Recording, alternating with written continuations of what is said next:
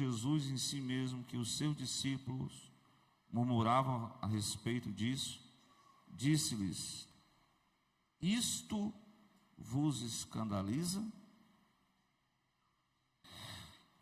Que seria, pois, se visse subir o Filho do Homem para onde primeiro estava? O Espírito é o que vivifica, a carne para nada aproveita. As palavras que eu vos disse são Espírito e vida, mas há alguns de vós que não creem. Porque bem sabia Jesus desde o princípio quem eram os que não criam e quem era o que havia de entregar. E dizia: por isso eu vos disse, que ninguém pode vir a mim, se por meu Pai não lhe for concedido. Desde então, muitos dos discípulos tornaram para trás, e já não andavam com ele. Então disse Jesus aos 12: vós quereis também retirar-vos? E respondeu-lhe, pois, Simão Pedro: Senhor, para quem iremos nós? Tu tens as palavras da vida eterna. Nós temos crido e conhecido que tu és o Cristo, o Filho de Deus. Amém? Até aqui. Glória a Deus por essa palavra, né? Então, a gente pega assim uma passagem bem conhecida do Evangelho, né? O Evangelho que nós estamos até estudando aí, né? O Evangelho, ele foi descrito por quatro homens, né? Que o Evangelho, segundo na visão de Mateus, ele descreveu para o público-alvo os judeus, falou na linguagem lá da lei. O evangelista Marcos já foi aquele mais prático para os romanos, né?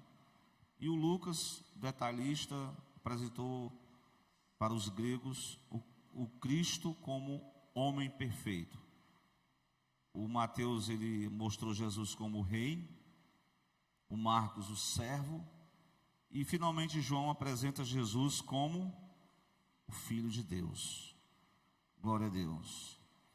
Então, a gente teve estudando algumas partes desse texto, né, na última escola bíblica dominical, e a gente aprendeu muitas lições, somente quando Jesus, nessa passagem, quando houve a multiplicação dos pães, que Jesus teve que se recolher no local deserto para estar a sós com os 12, né? No entanto, o povo não deixava Jesus quieto, então foram até ele no deserto, e aí ele viu a necessidade, né? Das pessoas que estavam muito tempo ali sem comer, e ele viu a necessidade deles se alimentarem. Aí a gente até falou sobre Felipe, que era bom de matemática, ele diz: olha, 200 denários não dá para comprar essa, né? Aí depois o André já era mais, a gente falou que o André, ele era mais, apresentava um pouco mais de fé. Ele diz: tem um rapaz aqui com uns pães e uns peixes.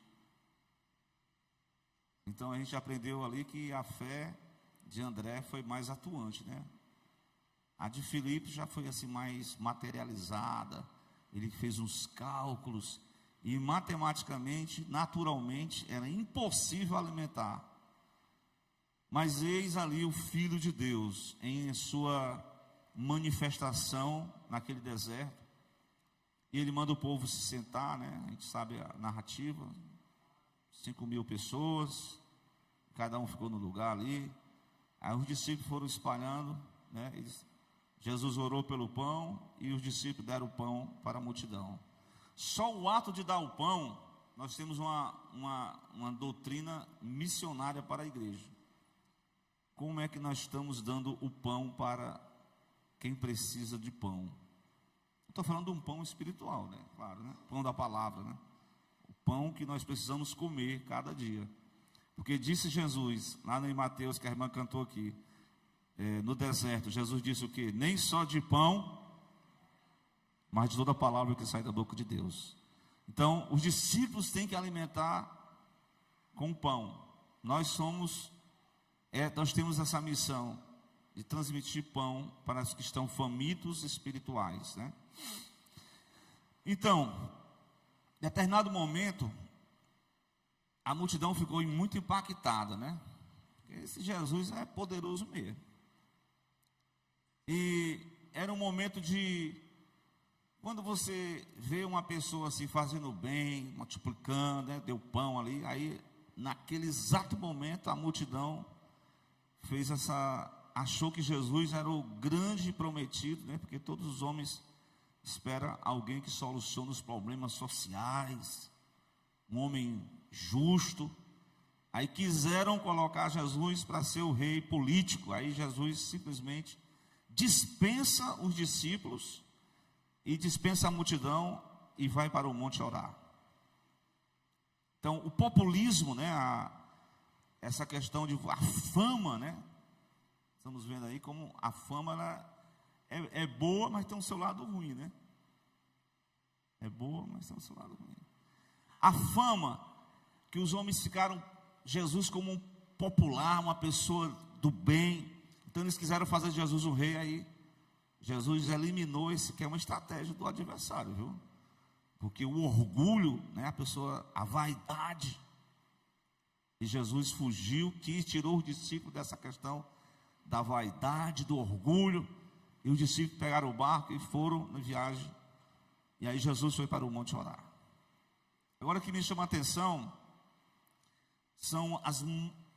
ele multiplicou o pão, né? Interessante que a mensagem de Cristo era sempre assim. Qualquer mensagem, né, ele apresentava sempre um discurso, né? Por exemplo, João 4, ele falou da água, né? Pediu água à mulher, depois ele falou da verdadeira fonte, e depois falou da adoração, e falou da missão da igreja para os discípulos do samaritano, falou da salvação do povo samaritano, falou da inclusão, da união de judeus e samaritanos. Glória a Deus.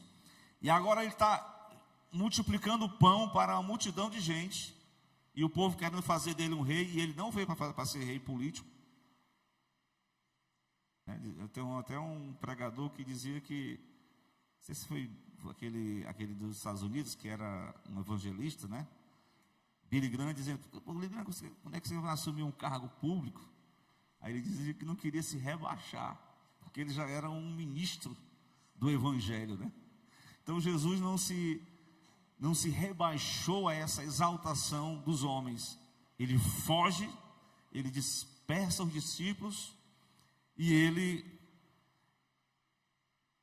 dentro desse capítulo 6, nós temos o milagre da multiplicação dos pães, não é isso? Aí o povo ficou muito, rapaz, agora onde tivesse Jesus eu vou atrás dele, porque na certa vai ser um milagre todo dia. Ora, Moisés orou, o que Deus fez na questão da alimentação lá no deserto? Maná. Lá no Salmo 78, vê se vocês me acompanham aí, veja aí um versículo que até observei aqui, é o 24, 7:8, Salmo 7:8, versículo, e choveram sobre eles o maná para comerem, e lhes dera do trigo do céu, do pão do céu. Aquele pão que o homem comeu o pão dos anjos, eles lhe mandou a comida a fartar. Esse versículo aí é o mesmo, né? Não, é o 25, né? Muito bem. Então eles comeram aquela comida que proveu o sustento durante aquele período do deserto. Então Jesus multiplicou os pães, e agora ele trouxe um discurso para aquela multidão. E o discurso de Jesus trouxe a seguinte inquietação: que discurso duro é esse? Duro é esse discurso. Quem o pode ouvir? Glória a Deus. Porque a mensagem do Evangelho não é só a mensagem apenas de benefício para o homem, mas ela tem, junto com a mensagem, né, como ela tem os compromissos que o homem deve ter com Cristo. Glória a Deus, tem que seguir a Jesus. Observe comigo, no texto que eu li: duro é esse discurso, quem poderá ouvi-lo? Então Jesus, quando os discípulos, a multidão está procurando Jesus novamente, era o dia seguinte, então Jesus já chega em Cafarnaum, e a multidão está assim, durante esse período desta noite, Cristo não precisou de barco, na verdade, né? Ele foi andando sobre as águas, né? E aí tem aquela passagem que os discípulos ficaram olhando para Jesus, aí ele disse: sou eu, né? Ele se manifestou para os discípulos, ele entrou dentro do barco. Interessante aqui, nós aprendemos que na vida nós temos essas dificuldades que nós sempre vamos enfrentar, mas quando Cristo está, glória a Deus, Ele pode mudar a situação. Ele mudou, e o versículo que eu queria ressaltar, está no capítulo 6, é o versículo 21, veja aí para vocês. Eles de boa mente, eles quem? Os discípulos, receberam Jesus no barco, e logo o barco chegou à terra para onde eles iam. Chegaram do outro lado, Cafarnaum. Chegando em Cafarnaum, a multidão já estava aguardando, esperando novamente algo extraordinário, porque a multidão procura algo extraordinário para sempre, somente na questão da alimentação, né? Glória a Deus. Só que dessa feita, Jesus diz uma coisa, revela os verdadeiros motivos que levaram a multidão a buscar Jesus. Quais são as motivações que têm levado as multidões a seguir Jesus? Nesse ponto aqui, Jesus disse assim, ó, no versículo 26: vocês estão, na verdade, me buscando não pelos sinais que vistes, mas porque comeram do pão e vos saciastes. O versículo 27, até citei isso aqui na escola bíblica: trabalhai. Aqui nós vamos ter uma mensagem sobre, até meditando sobre essa questão do trabalho, né? Porque tem gente que diz assim, não sei quem foi que inventou esse negócio de trabalho. Eu sei que lá no Provérbio 6 diz assim: vai ter com as formigas, ó, você que não quer trabalhar. Lá em Tessalonicenses, Paulo diz: tem um pessoal aí que diz que Jesus está voltando, eles vão ficar só deitados e não vão fazer nada. Diga para esse pessoal que se eles não trabalhar, eles não vão comer. Mas por que ele está dizendo aqui? Trabalhar. Então, se você espiritualizar algumas passagens da Bíblia, você tem algumas interpretações erradas, né? O que ele diz? Trabalhai não pela comida que perece, mas pela comida que permanece para a vida eterna, a qual o Filho do Homem vos dará, porque a este Deus o Pai o selou. Jesus está reprovando o trabalho? Tá, não. Mas aqui ele está falando desse contexto, de uma motivação daqueles que querem segui-lo com motivações carnais, egoístas, para aproveitar-se para ele mesmo. Trabalhe pela comida que não perece. Que comida é essa que não perece, que não se acaba? Olha, e o Pai já selou. Ou seja, o sinal extraordinário da multiplicação já foi uma evidência do poder de Cristo, de quem era Cristo, do que ele podia fazer. O andar sobre as águas foi os discípulos, os 12 viram. poder dele sobre a gravidade, o poder dele de acalmar situações, o mar bravio. Glória a Deus. Mas agora essa multidão está atrás de Jesus, procura do pão. Jesus, vocês estão procurando o pão? Ou vocês estão querendo realmente a comida verdadeira? Vocês querem a comida verdadeira? Vocês não estão querendo a comida verdadeira. Aí começa aqui o discurso de Jesus. A gente olhando aqui, do versículo, veja aí, a partir do versículo do capítulo 6, vocês vão observar, no versículo 25 vem uma pergunta da multidão.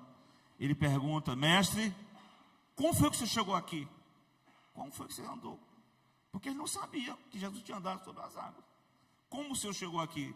Segunda pergunta, que ele diz aí no versículo 25. Como você chegou aqui? A primeira pergunta. Aí Jesus dá a resposta que eu já citei, né?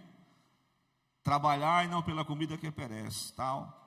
Então, ele está falando de uma comida espiritual que eles deveriam buscar. E essa comida não é aquela comida lá que foi oferecida lá no deserto, lá para os israelitas, que eles comeram daquele maná, e ele vai dizer aqui no texto que eles comeram e morreram.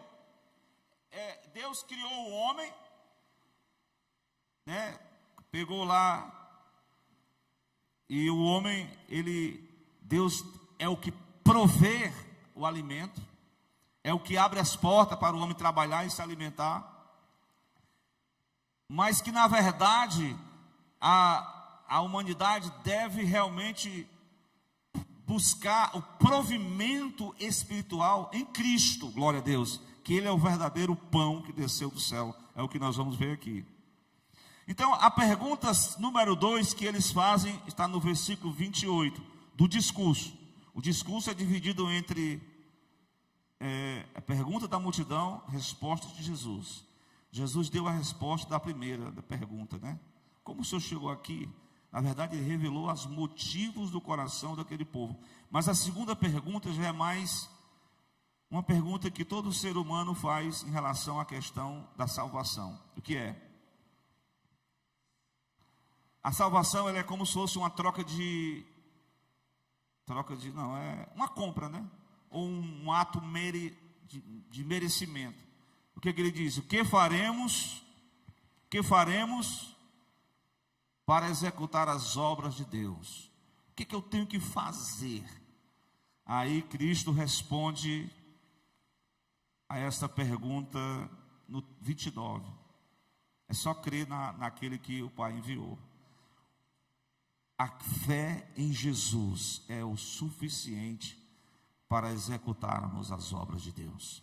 Creia somente no Filho de Deus. Glória a Deus. Eles estão procurando uma evidência de que realmente Jesus é o Filho de Deus. Jesus já te dá a evidência. Qual é o sinal que tu nos mostra? E Paulo diz que os gregos buscam sabedoria, os judeus buscavam um sinal.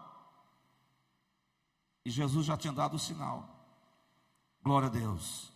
E eles relembram esse sinal do deserto. Nossos pais comeram maná. Comeram maná no deserto. Deu-lhes pães a comer. O que tu faz? Qual é o sinal que o Senhor faz? Então nós estamos numa geração dos homens, a incredulidade, sempre buscando algo espetacular, né? Alguma coisa além sobre a questão do natural, né? E nós temos que crer somente em Jesus para executarmos as obras de Deus. Então o discurso é esse. O discurso de Jesus é esse. Eles vão perguntando e Jesus vai respondendo. A resposta de Jesus diz o seguinte no versículo 32. Moisés não vos deu, mas é meu Pai que dá o verdadeiro pão do céu. Porque o pão de Deus é aquele que desce do céu, para quê? Para dar vida ao mundo. Ele veio do céu para dar vida aos homens. A vida eterna nós temos em Cristo Jesus. E é essa a convicção que a igreja do Senhor não pode perder. A convicção de quem é Jesus. A convicção pela fé. A motivação verdadeira de buscar o pão que desceu do céu, o alimento genuíno que é Cristo em nós. Amém? Então, meus irmãos, os discípulos estão sendo cada dia fortalecidos na fé, andando por fé e não por vista. Glória a Deus. E agora eles estão interessados, porque os homens, na sua perspectiva humana, eles podem me dar logo desse pão, me dá logo, como se fosse algo material, né? Me dá logo desse pão aí. Aí Jesus mostra a sua verdadeira identidade, quando ele diz no 35, eu sou o verdadeiro pão que desceu do céu. Quem vem a mim não terá fome, quem crê em mim nunca terá sede. Glória a Deus. Então, esse é o discurso que Jesus vai dando respostas para as indagações humanas. Chega a um ponto que ele chega e diz assim, mas esse homem aí, eu conheço o pai, a mãe dele, os irmãos dele, onde é que está dizendo que veio tudo isso?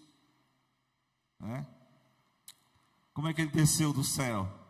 Aí chega numa parte do discurso, lá no finalzinho, que Jesus diz, olha, se vocês não comerem o meu sangue, não comerem a minha carne, não beberem o meu sangue, vocês não têm vida em vocês mesmos. Aí é aqui que o negócio, que eles ficaram perplexos, né? Até eu perguntei sobre essa parte por Miqueias, né, Miqueias, sobre a questão, que eles, o entendimento deles era comer carne, literalmente de Cristo. E na verdade ele estava dizendo que Cristo veio ao mundo para dar a sua vida. Ele foi oferecido como sacrifício lá na cruz, em prol do ser humano ser salvo. Glória a Deus. Então, quando você crê no sacrifício de Jesus, você crê na morte, então você começa a estar alimentado a partir da morte de Cristo na cruz. Você tem a verdadeira comida e bebida para você se manter de pé. Então, os discípulos ficaram agora, Jesus, esse discurso é muito duro. O entendimento dos homens, Deus fala de uma forma e os homens entendem de outra forma. Entendem só naturalmente. Mas o entendimento de Cristo é que eles deveriam comer de forma simbólica, né? É crer, é participar de uma aliança com Deus através do sangue de Cristo. E no caso aqui se aplica também a questão da lembrança da Santa Ceia, de participar do pão. O crente, quando perde essa convivência, né, com o pão, com o vinho, com esse memorial, ele começa a se esquecer. Ele passa 1, 2, 3, 4, 5 meses sem participar. Então aquilo ele vai se desocupando, ele vai perdendo a essência, vai perdendo aquele momento com Deus, aquela comunhão com Deus, né? Então toda a mensagem esse discurso está muito duro. Eu não vou receber essa palavra não. Então Jesus começa a argumentar isso no versículo 61, isso vos escandaliza? O que vocês seriam se vocês vissem subir o Filho do Homem para onde primeiro ele estava? Aí ele diz, o Espírito é que vivifica, a carne para nada aproveita. Glória a Deus. As palavras que eu vos disse são o quê? Espírito e vida. Glória a Deus. Mas vocês, alguns não creem, porque Jesus já sabe, viu? Interessante, Jesus já sabia o que ia fazer da multiplicação, e ele já sabe quem são os verdadeiros e aqueles que estão sem nenhuma motivação. Glória a Deus. Aí, acredito que aqui foi uma espécie de uma peneira, né? Jesus passou assim uma peneira, e desde esse momento muitos discípulos fizeram o quê? Recuaram, abandonaram, deixaram, não andava mais, não quis mais andar com Jesus. Glória a Deus. E andar com Jesus é exatamente você desfrutar da vida eterna, é você ter o privilégio de estar com Deus, de ter a essência divina, mas tem os momentos difíceis.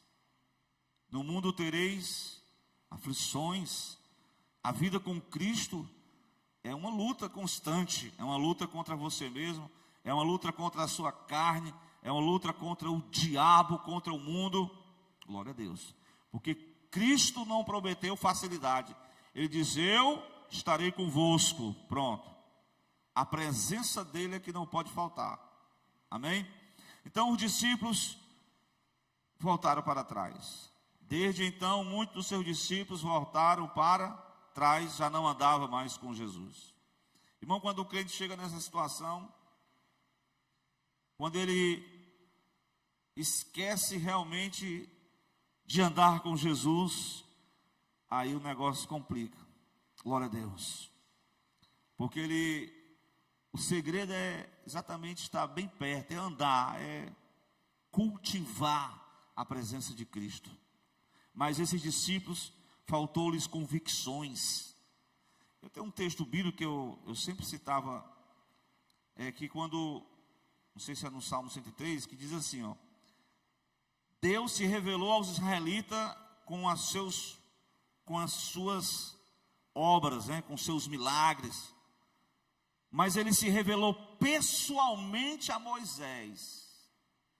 Os israelitas conheciam as obras de Deus, o Moisés conhecia quem realmente era Deus. Glória a Deus. A multidão recebia benefício de Deus, recebia o pão da multiplicação, mas os discípulos mais achegados tiveram uma experiência com Cristo, quando ele caminhou sobre as águas do mar, e Cristo agora está colocando em xeque, né? Vocês também querem ir? Vocês também querem ir com a multidão? Glória a Deus. Está todo mundo indo, está todo mundo fazendo essas coisas erradas aí. Vocês também querem ir com eles? Sempre tem um representante da turma, né? Ei, fala aí por nós aí. Ei, irmão, fala aí por nós aí, irmão. Quem era o representante da turma aqui? Era o Pedro. O Pedro toma a palavra e diz assim, depois que Jesus perguntou, você vê que Jesus respondeu muitas indagações dos homens, mas agora ele pergunta para os discípulos: quereis vós também retirar-vos? A resposta de Pedro é: Simão Pedro disse: Senhor, para quem iremos nós? A pergunta que eu até citei na escola bíblica é: esse para quem representa uma pessoa ou um lugar? Uma pessoa ou um lugar? Porque onde o Senhor está? Nós procuramos o Senhor. Cadê o Senhor? Jesus tinha atravessado o mar, andando sobre as águas, entrou no barco e chegou em Cafarnaum. Mas Jesus está se revelando como o verdadeiro pão da vida, que alimenta a alma do homem. Então Pedro diz: para quem? Ou seja, não existe outro nome no céu, na terra, debaixo da terra, na qual nós possamos ser salvos, a não ser o nome de Jesus Cristo. Para quem iremos nós? Não existe ninguém, nenhum ser humano que seja homem e Deus, que seja rei absoluto, mas ao mesmo tempo ele é servo, ele se submete aos planos da cruz do Pai. Para quem iremos nós, Senhor? Glória a Deus.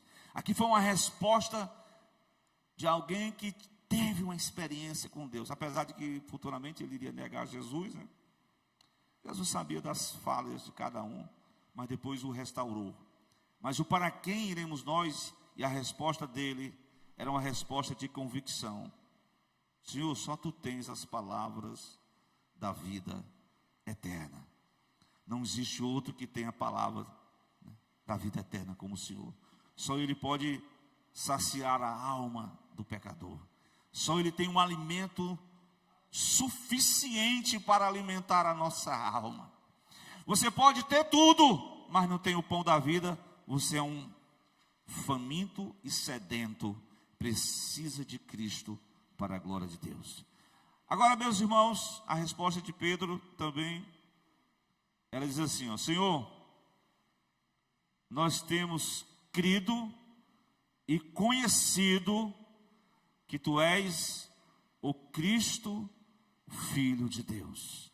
A resposta de Pedro foi: não tem outro caminho, não tem outra pessoa. Tu tem a palavra da vida eterna. Nós temos crido, nós temos conhecido que Tu és o Cristo, Filho de Deus. Aqui o evangelista mostra a convicção. Pedro sabia quem era Jesus, sabia do poder dele. E é exatamente esta fé que cada um de nós precisamos cultivar, no Cristo de Deus. Glória a Deus. Abandonar nossas dúvidas, abandonar aquilo que a multidão pensa e se concentrar naquilo que Deus diz para nós. A multidão pensa diferente de Jesus, o mundo pensa diferente de Cristo. A palavra tem o melhor para nós, tem promessa de Deus para nós, e a promessa de Deus é a vida eterna. Glória a Deus.